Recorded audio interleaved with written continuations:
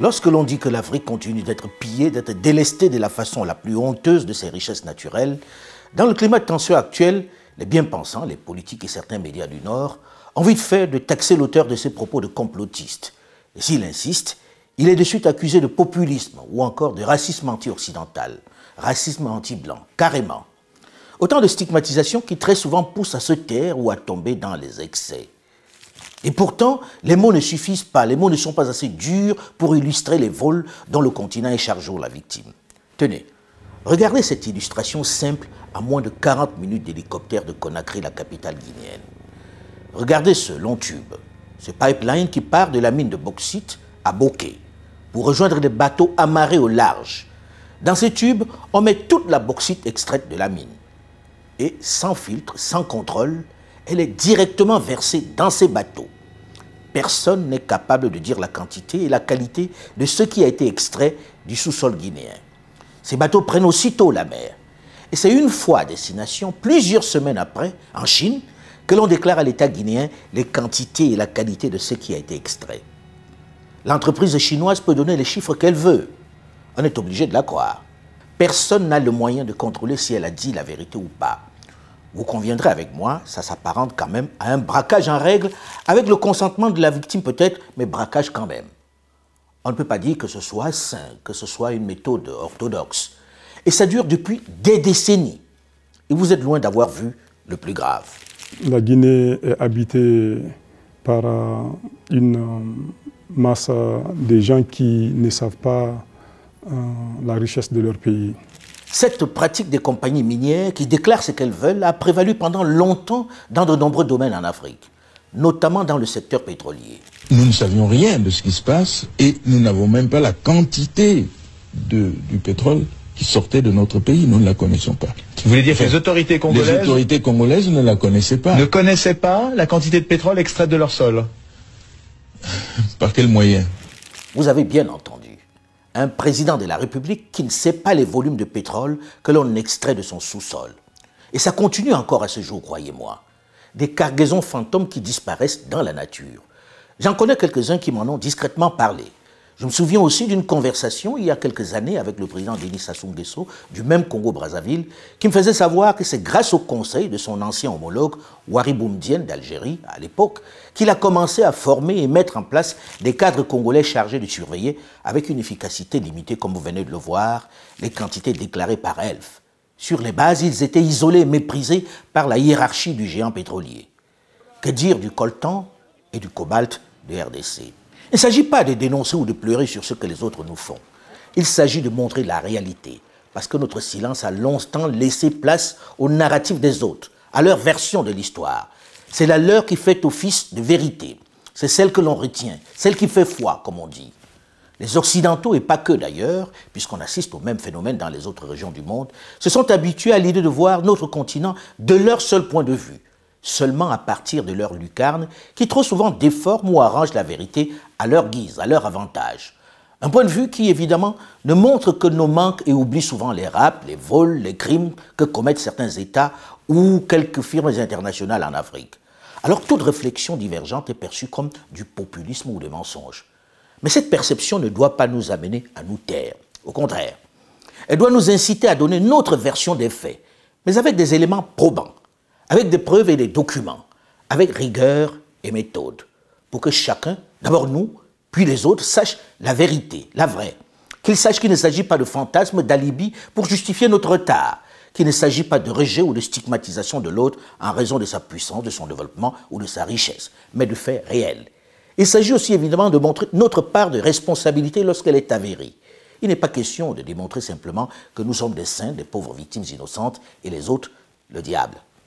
Nous assumons notre part de responsabilité, mais les autres, ceux qui le sont davantage, doivent avoir la correction, la décence de se regarder aussi dans la glace. C'est en cela que j'ai entrepris, avec mon équipe depuis quelque temps, entre autres travail journalistique, de m'intéresser aux questions minières, à ces richesses dont on parle tant et qui font l'objet de tellement de commentaires ou de fantasmes. C'est quoi la réalité? Sommes-nous si riches? Dans ce cas, c'est quoi la raison de notre sous-développement? Quel est le potentiel naturel réel dont l'Afrique dispose? Comment le transformer en richesse? C'est bien d'être potentiellement riche, mais c'est nettement meilleur de l'être au réel, de pouvoir en jouir.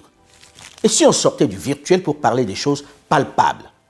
Après la RDC et ses mines, son cobalt, son coltan, son cuivre, son or et ses diamants, cap dans cette série consacrée aux richesses minières d'Afrique sur la Guinée, celle de Sékou Touré, celle de Conakry, celle du colonel Mamadi Doumbouya. Présentée comme l'un des plus grands pays miniers du continent, et ce n'est pas un mythe, elle est pourtant classée parmi les plus pauvres de la planète, avec plus de 44% de la population qui vivent avec moins d'$1 par jour. Avec ses richesses, la Guinée est pourtant, en termes d'indice de développement humain, 178e sur 189 pays. Comment expliquer cette incongruité? Vous avez le diamant et l'or, vous avez la bauxite et le fer, et tout dernièrement, un permis d'exploitation a été donné pour le graphite. De façon résumée, ce sont les 5 minéraux utiles que la République de Guinée est présentement en train d'exploiter. Autant de richesses sur un même territoire de 245 857 km². Mais on va se concentrer dans cette série sur les 3 principaux minerais que sont la bauxite, le fer et l'or. Autant de richesses qui ont suscité depuis une 60aine d'années la ruée des grandes entreprises minières et de certains États vers la Guinée. Nous sommes à l'aéroport de Conakry. Derrière moi, l'hélicoptère qui va nous amener sur les champs de mines. On va aller voir la bauxite. Comment c'est exploité ici? Qu'est-ce qui fait que l'on soit si riche et qu'en plus on ne puisse pas en profiter? Qui vole cette bauxite? Dans quelles circonstances? Comment c'est contrôlé? Qui fait quoi en réalité? Nous vous invitons à aller voir ça et puis on en parle au cours de ce voyage qui va être un voyage exploratif. Suivez-moi. Commençons notre visite par le plus connu de tous ces minerais. Celui qui colle le plus à la Guinée. Celui dont on parle le plus, la bauxite. La Guinée possède les plus importantes réserves mondiales de bauxite et la qualité de ses gisements est l'une des meilleures en raison de la concentration du minerai. Elle est le 2e producteur de bauxite au monde derrière l'Australie, mais elle est la première réserve de bauxite au monde, avec les 2/3 des réserves de la planète. Autant dire que c'est Bauxite Land. Mais à quoi sert la bauxite en réalité? Elle revêt une importance capitale pour la planète, pour l'industrie mondiale, puisqu'elle sert à fabriquer l'aluminium qui rentre dans quasiment tous nos objets et ustensiles du quotidien. Les casseroles, les couverts, les poêles, les emballages de médicaments, les pots de certains yaourts, les barquettes alimentaires, les canettes et même dans la construction des véhicules. Et la liste n'est pas exhaustive. C'est dire si la demande pour toutes ces industries est importante et en forte augmentation. C'est en cela que la Guinée revêt une importance capitale, un attrait certain pour la planète entière, puisqu'elle possède les plus importantes réserves mondiales de bauxite. Ces réserves sont estimées à plus de 40 milliards de tonnes, localisées essentiellement dans la région de Bokeh, vers laquelle nous nous dirigeons. Une région dans laquelle les firmes chinoises se sont fortement implantées. Après seulement 40 minutes de vol d'hélicoptère, nous assistons donc à cette réalité criarde, à ce scandale. Des pipelines qui drainent les minerais bruts creusés directement sur les bateaux. Pas de centre de triage, pas de zone de contrôle. Les minerais creusés sont directement versés sur les bateaux à quai. Pas de tri. Une fois les bateaux remplis, ils peuvent partir en toute tranquillité. Et c'est une fois arrivé en Chine que la firme déclare ce qu'elle a extrait, les quantités et la qualité. Cette pratique dure depuis des années. Et à ceux qui se sont offusqués de ce process, notamment les autorités de la transition, les firmes ont encore une fois utilisé les arguments scientifiques pour expliquer leurs mesures, la technique. On se base sur le principe d'Archimède, le tirant d'eau. Comme tout modèle, c'est le modèle des températures constantes, pression constante, tout ça. Il faut améliorer ça. On ne peut pas savoir pour sûr quelle est la quantité de minerais qui part dans notre pays en se basant que sur ce tirant d'eau. C'est dit, et par un spécialiste, par le nouveau directeur des mines de la Guinée. Et on ne peut pas savoir ce qui a été extrait. Le principe du tirant d'eau est encore une escroquerie bien vendue aux ignorants. En gros, ils font ce qu'ils veulent à la barbe des autorités qui très souvent sont complices. Je dois avouer que c'est l'une des premières incongruités que le président Mamadi Doumbouya et son directeur de cabinet, Djiba Diakité, m'ont mentionné lorsque je suis venu le voir en septembre 2021. Le président m'a dit que nous défendions un régime qui, avec certaines firmes, suçait à ciel ouvert chaque jour le sang des Guinéens. C'est ce qui a poussé ma curiosité pour que je vienne voir cette pratique de près. Une fois qu'on a assisté à ce braquage à ciel ouvert, on s'est dit qu'on a tout vu. Erreur. L'année dernière, d'après les chiffres de 2021, la Guinée a exporté à peu près 88 millions de tonnes, métriques tonnes. Principalement, près de 90% sont été drainés en Chine. Voilà les chiffres. En gros, les entreprises chinoises ont dit à la Guinée, voilà ce qui vous revient. Et on s'y fie. Pendant qu'avec ces revenus, ils s'enrichissent et développent leur pays, regardez à quoi la ville d'où part l'essentiel de la bauxite du monde ressemble. Ici, dans un énorme nuage de poussière, on extrait des dizaines de millions de tonnes de bauxite. Pour le seul premier trimestre 2020, qui n'était pas reluisant, qui se faisait dans un chaos indescriptible, les quantités déclarées et extraites malgré les vols dans cette région de Bokeh représentaient environ 3 millions de dollars. Pas un centre hospitalier, pas une université, pas un centre de formation. Et ne vous y trompez pas, l'essentiel des jeunes ici, dans la région de Bokeh, ont une autre activité. Ils ne sont pas dans la mine, non.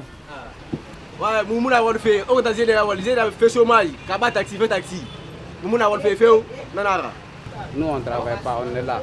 Plusieurs jeunes, plus de 5 000 et quelques jeunes qui sont là, fait taxi-motard pour se débrouiller. À 2 pas de ce marché de Bokeh, l'une des mines les plus modernes du pays, j'allais dire de la région. Qu'est-ce que SMB Winning Consortium? Donc, un consortium de plusieurs sociétés. Les sociétés majeures sont SMB qui est en charge de l'extraction de la bauxite, UMS qui fait le transport routier de la bauxite. Ensuite, on a WAP qui fait les opérations portuaires. On a Winning qui fait le transport maritime de la bauxite jusque chez les clients. Nous avons aussi Oisé qui est un chantier naval que nous allons aller voir. Et maintenant, depuis une bonne année, nous avons WCRG qui fait le transport de la bauxite par voie de train.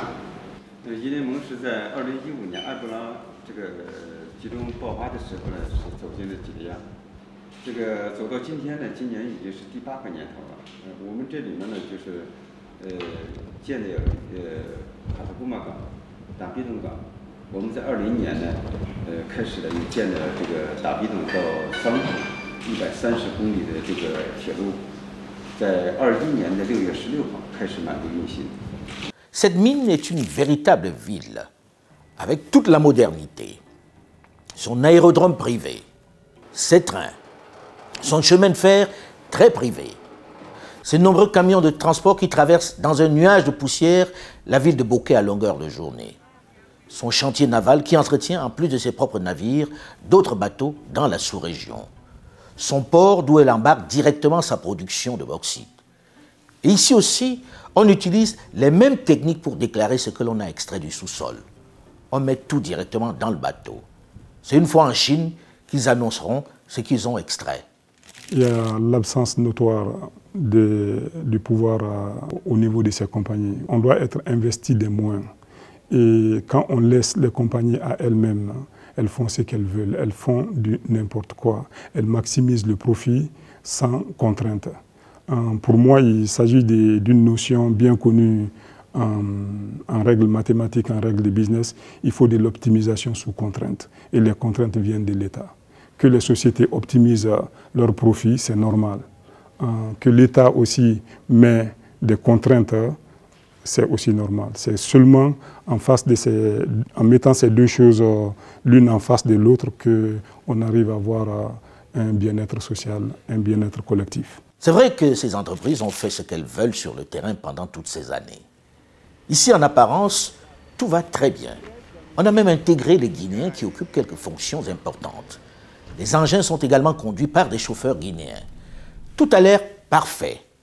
Les employés sur place s'abstiennent de dire ce qu'ils pensent. Ils n'osent pas dénoncer ouvertement une chose dont ils parlent tous en cachette, le droit du travail. Ils ne veulent pas risquer de perdre leur emploi. Mais à moins de 3 km de là, les anciens ouvriers sont plus généreux en confidence. SMB Transport Wapo Winning d'Apilo. Mais allez là, on est en chantour.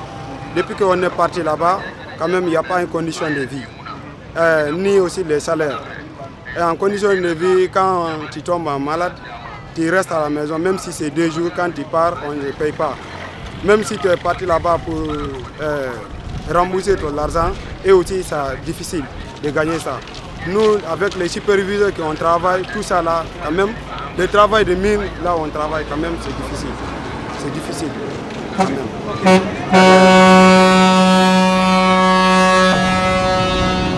J'ai été licencié parce que j'ai réclamé mon droit et la société m'a licencié. De 2017 jusqu'à 2020, on avait des syndicats qui étaient en place.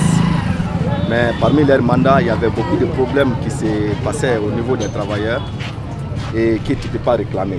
Une fois que tu réclames ton droit, la société te met à la porte. Ah bon? Oui. Et donc vous avez mis la porte comme ça sans rien vous demander? Sans rien, oui, bien sûr que oui. Et les syndicats aussi qui étaient présents, et quand on va envers eux, et te dire ok on va voir, mais il n'y aura pas de réponse. Bien sûr, les syndicats qui étaient en place anciennement, ils étaient avec la direction. Ce que la direction les demandait, c'est ça qu'ils faisaient. Mais pour les travailleurs, ils n'étaient pas besoin de cela. Maintenant, nous sommes restés dans ça jusqu'à ce que leur mandat est fini, parce que c'est 2 ans de mandat qu'on les a donné. Après les 2 ans de mandat, on a demandé à la direction de encore réorganiser l'élection pour qu'on puisse avoir un nouveau syndical. Et la direction nous a dit que c'est impossible. Ah donc ils n'ont même pas respecté cet aspect? Ils n'ont pas respecté cet aspect. Bon, actuellement, bon, je ne travaille pas, je suis en chômage. Je suis en train de réclamer mon règlement, mon droit au niveau de la direction. Ils nous ont dit que vraiment qu'ils m'ont licencié sur leurs droits. Et donc j'ai demandé mon règlement et ils n'ont pas me donné une réponse là-bas. On nous a licencié, presque quand on réclame notre droit, ils vont te mettre en porte. Quand on te travaille, tu n'as même pas de contrat de travail, tu n'as même pas assuré de la condition de vie. Il n'y a pas de condition de vie de travailleur. Si cette complainte était celle d'une ou 2 personnes avec lesquelles nous avons fixé un rendez-vous, on pourrait penser qu'ils sont peut-être les rares mécontents ou les aigris de la mine. Mais nous avons été pris d'assaut sur le marché par les jeunes qui avaient tous une expérience négative de leur passage dans la superstructure. En vrai, où est l'État dans cette vaste entreprise? De quels moyens dispose-t-il pour veiller sur les droits et les intérêts des travailleurs guinéens? Nous n'avons évidemment pas résisté à la tentation de poser la question aux responsables de la SMB, la société minière de Boké, de leur part de responsabilité sociétale. Une entreprise de cette taille a quand même cette obligation d'apporter de l'aide aux riverains. C'est écrit dans leur convention. Voici où nous avons été dirigés, vers cet abri que le consortium a construit à la sortie de l'usine. Nous y avons rencontré le chef du village, réuni avec quelques femmes sous cet abri. Des personnes bien acquises à l'entreprise, évidemment, préparées pour nous recevoir. La société SMB Winning Construction,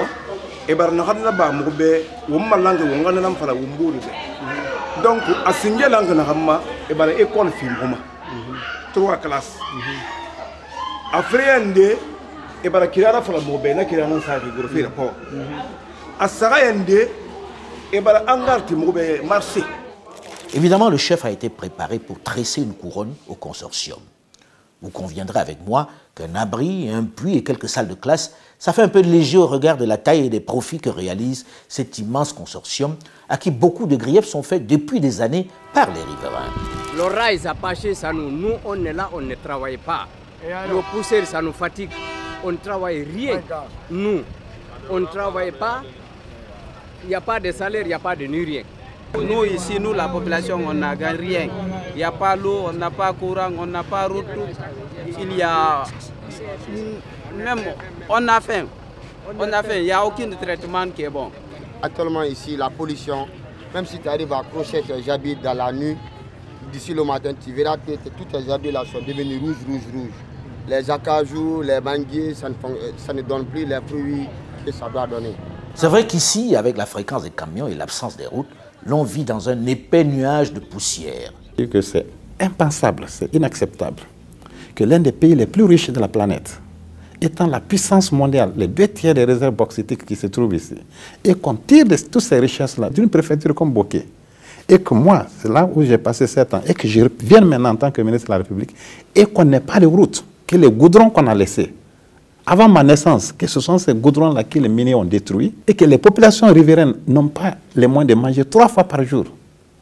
Et ça, mais la faute à qui? La faute est à la fois au gouvernant, mais aussi aux opérateurs miniers. Le cas de Bokeh, près de 2 milliards de dollars par an. Et que la préfecture de Bokeh n'a ni courant, ni eau. Et les goudrons qu'on a trouvés avant l'essor dans le domaine bauxitique, ces goudrons-là, on les a détruits.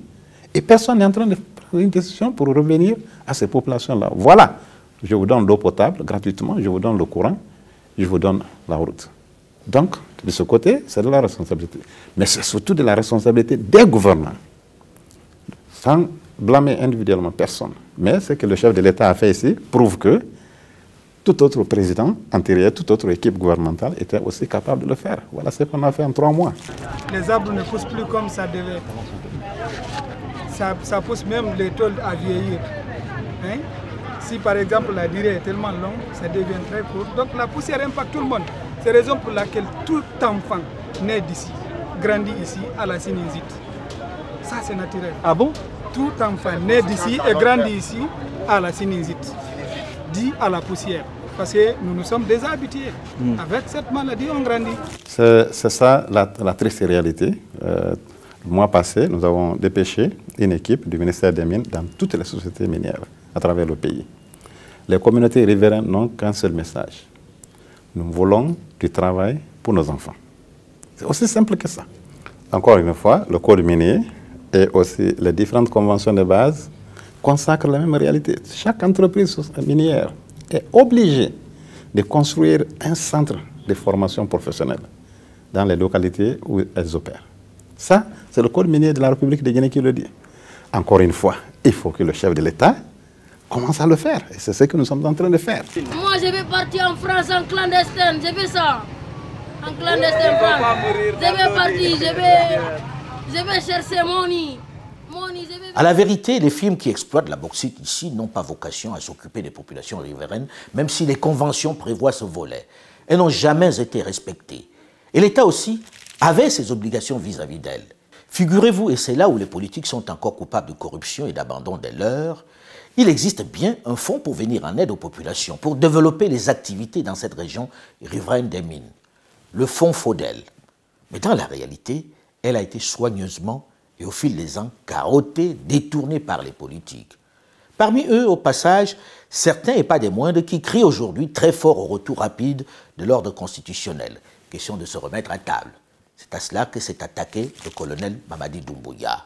La loi guinéenne, le code minier encore, consacre que chaque entreprise minière ouvre un compte qu'on appelle Fonds de développement local, FODEL. Ces fonds-là ont toujours renfloué ces caisses de ces communautés riveraines. Ces fonds-là devraient être utilisés par les différents régimes. Mais vous dites bien devraient. Pour l'instant, on a le sentiment que ça n'a pas été utilisé pour les populations. C'est la raison pour laquelle, dès le 5 septembre, le chef de l'État, quand il est venu, il a gelé tous ces comptes de FODEL. S'il ne l'avait pas fait, nous ne serions pas là où nous sommes aujourd'hui. Dieu merci qu'avec ce gel-là, tous ces comptes FODEL-là sont assis en bonne santé à la Banque centrale de la République de Guinée. Maintenant, le ministère des Mines et le ministère de l'administration du territoire vont travailler avec chacune de ces communautés-là pour les aider à monter les projets prioritaires de développement. Donc, malheureusement, ce qui est fait par le chef de l'État maintenant, là, devrait être fait des années avant. Mais nous venons de commencer. Il faut renverser la tendance de 63 ans en 9 mois et maintenant en 36 mois. Il est à noter que depuis leur arrivée aux affaires, les militaires qui ont pris le pouvoir en Guinée le 5 septembre 2021 ont tout de suite mis le secteur des mines dans leur viseur. Il faut l'assainir. Force est de constater que des attentes ne sont pas comblées du côté de nos populations. Et le gouvernement en est conscient. Cela ne peut pas continuer. Une chose est de dénoncer ce que les grandes puissances et les firmes internationales ont fait dans nos pays. Une autre est d'évoquer la part de responsabilité de nos dirigeants et cadres, de nos politiques qui sont trop souvent complices coupables de ces pillages. Dans l'histoire de la bauxite de Guinée, tout ne peut pas s'expliquer que par l'ignorance des aînés qui ont signé des conventions dont ils ne mesuraient pas toujours la portée, des contrats qu'ils ne comprenaient pas toujours. Les plus gros rapts ont souvent été réalisés avec le concours des intellectuels. Ce n'est pas plaisant à entendre pour les politiques, mais pendant ces 60 dernières années, après l'ignorance du début, les gouvernants qui se sont succédés n'ont pas brillé par leur gestion des immenses richesses de la Guinée. Et beaucoup de cadres et de politiciens sont les premiers responsables de ce pillage. Ils ont contribué à voler les richesses de ce pays. Pour ce qui concerne les ressources humaines qui ont fait de bonnes formations, la Guinée pullule de cadres. J'ai des amis qui ont fait MIT aux États-Unis, j'ai des amis qui ont étudié en Suisse. Ils ont vu des modèles qui marchent ailleurs. Mais une fois qu'ils sont au retour dans leur pays, qui est le nôtre, ils deviennent le problème au lieu d'être la solution. Donc actuellement, la variable explicative de notre retard ou du fait qu'on ne profite pas de la richesse de notre sous-sol, c'est clairement un manque de volonté lié à la corruption. Figurez vous-même que des élus au sein de l'Assemblée nationale se sont entendus pour livrer cette manne aux firmes internationales en décidant un jour, tout simplement, de priver le pouvoir de ses revenus en votant un texte pour faire sauter la taxe à l'exportation. Est-ce que vous savez que la Guinée avait instauré, sous la Première République déjà, une taxe à l'exportation? C'était une mesure incitative à la transformation des matières premières. C'est-à-dire que lorsqu'on exporte la bauxite, pour les inciter à transformer la bauxite en alumine, on leur a imposé une taxe à l'exportation de plus de 22 $ la tonne. Et nous qui exportions de l'alumine, parce que je parle du cas de Friguia où j'ai travaillé, nous payions 17 $ parce que nous exportions l'alumine et l'État aurait voulu que nous exportions de l'aluminium. Donc c'est une mesure incitative à la transformation. Mais non seulement cette mesure incitative qui permettait d'avoir des revenus pour le pays, cette mesure a été arrêtée, personne ne sait comment et pourquoi. Vous voulez dire que du jour au lendemain, on a banni la mesure à l'exportation? La taxe à l'exportation, elle a été arrêtée sans préavis. Et mais qui l'arrête? Mais à l'époque, ce n'est pas plus pas moins que le gouvernement qui était là en place. Mais je ne peux pas vous rentrer dans les détails. C'était dans quelles années? C'était sous le régime du président Lansana Conté, vers les 93-94. Ce n'est pas tout. Les conventions imposaient à chaque fois, à chaque compagnie qui produit plus d'une tonne de minerai de bauxite, de construire une raffinerie. Une disposition qui devait au moins freiner cette propension à faire de la Guinée un simple pourvoyeur de matières premières. Elle devait permettre la transformation en alumine sur place, ce qui aurait créé des milliers d'emplois et de la valeur ajoutée. Aucune de ces compagnies ne l'a jamais fait. Ce sont des gens qui ne sont pas des missionnaires. Ils sont là pour faire business. Ils profitent de notre ignorance. Les conventions sont écrites. Les termes de ces conventions ne sont pas appliqués. Ça revient à l'État d'assurer son rôle régalien afin que ces conventions soient respectées pour le plus grand bien de tout le monde. Assurément. C'est d'abord à l'État de veiller à ce que les conventions soient respectées. Les opérateurs miniers, en venant en Guinée, en signant leurs conventions de base, en négociant avec l'État de leur faire tous ces cadeaux-là, les listes minières. Vous savez que toutes les sociétés minières importent gratuitement tout ce qui entre dans leurs opérations, dans leur production ici, sans payer de taxes. Et c'est une saignée financière pour la République de Guinée. Nous le reconnaissons. Je sais combien ça coûte à l'État guinéen. Mais le président de la République demande de faire appliquer les lois. Alors, malgré tout, ces sociétés minières-là sont venues pour négocier avec les différents régimes pour leur promettre que nous allons faire des raffineries de telle période à telle période et de telle capacité ensuite allant à cette capacité, connaissant la situation économique et énergétique de notre pays. Alors là, c'est une promesse qu'elles ont prise elles-mêmes de façon volontaire. Et à cause de ça, l'État a fait beaucoup de concessions en acceptant de perdre beaucoup en matière de revenus. À la question de la transformation sur place, nous avons beaucoup écouté l'argument des miniers, petits comme grands, selon lequel le pays n'a pas assez d'énergie pour alimenter, pour faire fonctionner des raffineries. C'est vrai. Mais la clause de la construction des raffineries, il l'avait signée en connaissance de cause. Elle était dans les conventions et les différentes compagnies et consortiums signataires de ces contrats en avaient conscience. C'est un argument qui ne tient pas la route. Lorsque l'on veut réellement investir dans l'alumine, on sait que ça va avec l'énergie. Dans le business plan, on intègre l'énergie. Lorsque vous voulez acheter un véhicule, vous savez très bien que vous n'allez pas acheter un véhicule qui n'a pas de volant ou qui n'a pas de pneus. Ça fait partie. On a un élément, un exemple de base qui est Friguia. Friguia exploitait de la bauxite comme les autres compagnies bauxitiques, mais Fria transformait sa bauxite en alumine. Ils avaient les mêmes problèmes énergétiques. Pire, il y a 50 ans que cela se faisait. Aujourd'hui, on a construit 2 barrages.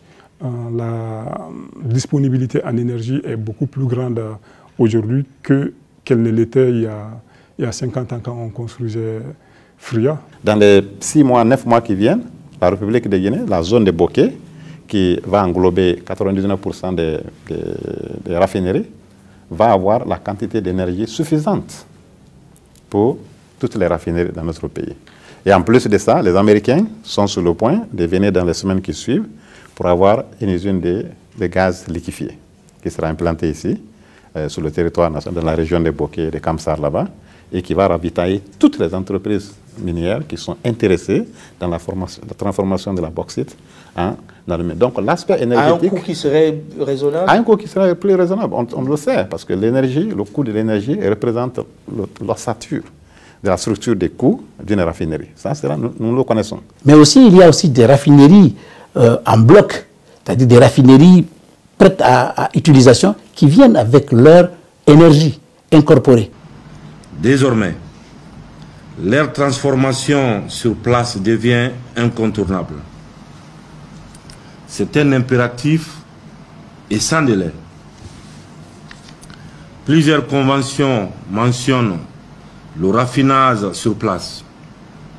Ces engagements sont lettres mortes aujourd'hui. En réalité, lorsque l'on visite le secteur de la bauxite en Guinée, on mesure le côté filou, le côté un peu voyou de nombreuses compagnies, mais également la propension de certains dirigeants, certains responsables à la corruption, au profit personnel. Ils ignorent superbement l'intérêt de leur pays et leurs administrés. Tenez par exemple, lorsque vous avez 3 compagnies étrangères qui débarquent et qui, dans la convention, proposent de construire, chacun dans son contrat, un réseau de chemin de fer, des kilomètres de route sur le même parcours, et ils promettent chacun qu'ils reviendront plus tard à la Guinée, je suis surpris. Et je refuse de faire insulte à l'intelligence des Guinéens qui ont négocié et signé ces contrats pour penser qu'ils n'ont pas vu qu'il y avait des doublons et des non-sens, que pour eux c'était logique, que ça leur a échappé qu'il y avait des choses absurdes dans ces conventions qui se superposent. Je refuse de croire qu'il n'est pas pensé à mutualiser ce projet pour les rendre cohérents, avec un seul chemin de fer transguinéen, pas des hypothétiques bouts de chemin de fer sans aucune cohérence. De combien de réseaux de chemin de fer la Guinée a besoin? S'ils ne l'ont pas fait exprès, alors ils devraient se taire. Ils devraient se faire plus discrets et surtout se garder de critiquer les militaires parce qu'eux au moins ont tout de suite vu l'incohérence. Ils s'y sont attaqués d'entrée. Il ne s'agit pas de remettre en cause les engagements pris par la Guinée, mais il s'agit de faire en sorte qu'aucune des parties prenantes aux différentes conventions ne soit fondamentalement défavorisée dans la répartition des revenus issus de l'exploitation de nos ressources naturelles. En réalité, le secteur de la bauxite est bourré de conventions, de contrats absurdes. Et ce qui est remarquable, c'est que le CRND, le groupe de militaires qui est arrivé au pouvoir en renversant le professeur Alpha Condé, sans expertise, n'a même pas touché aux conventions. Ils ont juste décidé de mettre un terme à ce pillage. Une centaine de permis ont été retirés, c'est-à-dire près du tiers des permis donnés. Depuis le 5 septembre, le chef de l'État est venu, il a dit il faut mettre un gel. On n'octroie pas de permis minier. La situation est tellement corrompue, il faudrait tirer au clair la situation des titres et permis miniers. Alors au Conseil des ministres, il m'a instruit, le ministre des Mines, de ne plus octroyer de permis jusqu'à l'assainissement complet du cadastre minier. C'est ce qui fut fait. Donc depuis ces 8 derniers mois, nous sommes en train de voir au cas par cas tous les permis dormants, tous les permis qui sont restés inactifs, ou tous les permis dont les obligations contractuelles en matière de volume de travail à accomplir, en matière de volume d'investissement à faire, en matière des taxes superficielles, en matière des droits fixes à payer à la République de Guinée. Dans chacun de ces cas, nous avons répertorié et nous leur avons adressé, selon les provisions du code minier, des lettres de mise en demeure de 30 jours pour se mettre en rapport. Dans tous les cas, pour une soixantaine de sociétés minières où les gens n'ont pas essayé de se mettre en conformité avec leurs obligations contractuelles avec la Guinée, ces permis-là ont été retirés et le compte-rendu a été fait au chef de l'État. Vous et nous ne pouvons plus continuer à ce jeu de dupes qui perpétue une grande inégalité dans nos relations. Il faut la corriger et c'est maintenant. Je vous invite à cette démarche qui devient un impératif catégorique et non négociable. Et ce, avant la fin du mois de mai. C'est-à-dire, on est en avril, c'est d'ici la fin du mois prochain. Je veux, Monsieur le Premier ministre, qu'on me réponde sur ça. Je vous demande de revenir auprès du ministre des Mines et de la Géologie avec des propositions, un projet, un chronogramme précis de construction de raffineries d'alumine en République de Guinée. Quand il est venu au pouvoir, il a déclaré solennellement que toutes les conventions de base, tous les contrats, tous les protocoles restent inchangés. Donc nous ne changeons pas la loi. L'État, la Guinée, est une continuité.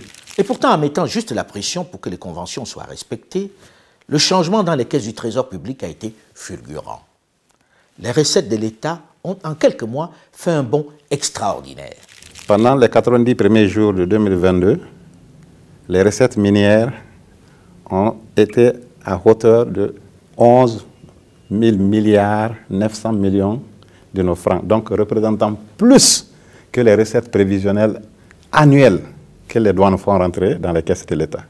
En 3 mois, les 3 premiers mois de l'année, on a mobilisé près de 12 000 milliards qui sont dans nos caisses, avec la Sogipame. Comment on est arrivé là? Des simples décisions. Le chef de l'État a demandé que le code minier donne à la Guinée le droit, en son article 138.3, le droit à la commercialisation de la part de la bauxite qui lui revient. C'est tout ce qu'on a exercé. Expliquez-nous ça, ça veut dire quoi? Ça veut dire que l'État guinéen, le code minier qui le consacre 15% de la part dans ces sociétés-là, normalement. D'accord? Donc, si une société minière exploite 10 millions de tonnes, ça veut dire que la Guinée a 1 500 000 tonnes. Et le code minier donne la latitude à la République de Guinée de commercialiser ça au prix qu'il négocie avec l'étranger. Voilà tout ce droit de commercialisation que le chef de l'État a instruit le ministre des Mines, immédiatement, la même semaine, de faire connaître à ces sociétés minières-là que nous exerçons nos droits. Et voilà tout ce qu'on a fait. Ceci, c'est du concret. En réalité, ce tableau illustre bien les effets justes du respect des conventions sur les miniers par la pression des nouvelles autorités. Fin juin 2021, on est à 40 milliards de francs guinéens de chiffre d'affaires de la société minière de l'État, la Sogipame. Le CRND n'est pas encore là, il n'est pas encore au pouvoir. Il n'y arrivera qu'en septembre, 3 mois plus tard. Fin juin 2022, on passe à 75 milliards, c'est-à-dire presque le double de l'année précédente. Si on le convertit en demande prioritaire, cela fait au moins une dizaine d'hôpitaux ou des centaines d'écoles à travers le pays qui manquent cruellement de ressources humaines qualifiées. Ceci pour la seule bauxite. Et sans revoir les conventions qui devraient logiquement faire l'objet de quelques révisions. Il faut reconnaître que le président de la transition, le colonel Mamadi Doumbouya, a dans le même temps frappé fort. Il a fait ce que beaucoup n'auraient pas osé faire, le gel de l'octroi des contrats.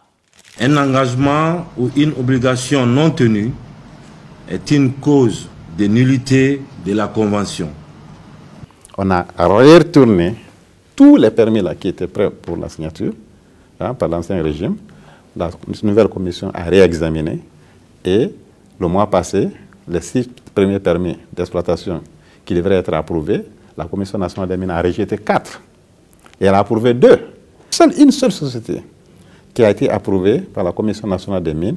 Et là, je suis très heureux de reporter ici que le 23 juin dernier, son Excellence, Monsieur le Président de la République, a signé son tout premier permis d'exploitation en République de Guinée. Donc, pour qui? C'est pour quelle entreprise? C'est la société Achapura. Achapura est aujourd'hui la seule société minière encore qui est capable, ou qui est considérée être capable, dans les 12 mois qui suivent de passer d'un projet, en phase de projet, à la phase de commercialisation. Le président Doumbouya a convoqué, de façon très polie, mais très militaire, les patrons de mines, quelle que soit leur taille et leur origine. Eux qui étaient jusque-là les maîtres du pays, qui faisaient la loi, qui tenaient en otage le gouvernement et toute la population, et leur a donné un ultimatum sans ambiguïté. Le président de la République a convoqué les CEO des sociétés et leur a donné des ultimatums. Tout manquement au respect des délais de construction des raffineries se traduira par des pénalités requises.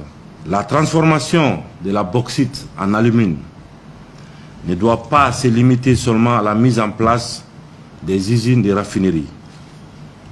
Toutes les matières premières et produits rentrant dans la transformation doivent être produits sur place. C'est seulement à ce prix que nos ressources naturelles seront un levier de développement pour nos populations. Le gouvernement est conscient de la complexité d'un projet de construction de raffineries d'aluminium en Guinée. Cependant, le respect des conventions de base reste pour nous non négociable.